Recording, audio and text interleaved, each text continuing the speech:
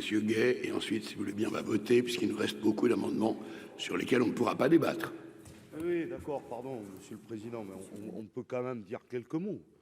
Il faut aller à la serpe tout le temps. Peut-être que bientôt, on viendra même plus, et puis on adoptera les budgets comme ça. Non, mais vous dites, grâce au travail des agents... non, grâce au travail des lanceurs d'alerte. McDonald's. Oui, oui, lanceurs d'alerte d'ailleurs, qui sont toujours pas protégés et qui sont toujours plus mis en difficulté avec le secret des affaires.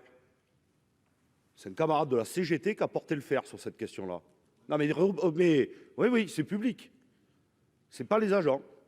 Et quand on vous dit qu'il y a besoin de plus d'agents, parce que Madame Goulet a raison, les montages financiers sont toujours de plus en plus complexes, et que pour un certain nombre d'agents, maintenant, il faut des travails presque de vrais enquêteurs.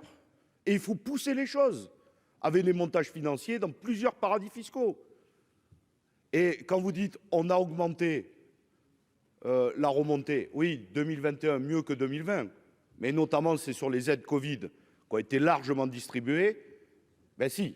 Il y avait 7,4 milliards, on a recouvert 10,4 milliards. Notamment, c'est des aides Covid qu'on a été recherchées parce que beaucoup de sociétés ont été créées et on a été à en reprendre un peu et heureusement. Mais autrement, en euro constant, je ne suis pas sûr qu'on gagne si on regarde sur les 10 dernières années. Et si on veut aller chercher les plus gros, les très grosses entreprises, il y a besoin de plus de monde sur cette question-là. Parce que ces montages sont de plus en plus difficiles. Et on le voit bien, plusieurs exemples ont été donnés, y compris avec du multinational qui font des milliards de bénéfices sur notre territoire et qui payent aujourd'hui quasi pas d'impôts.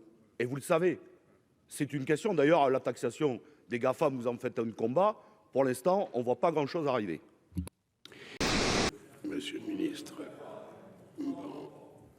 J'essaye de me restreindre dans l'expression, parce que j'ai compris qu'il y avait un temps contraint. D'ailleurs, il se passe quoi si on n'a pas fait tous les amendements avant la fin?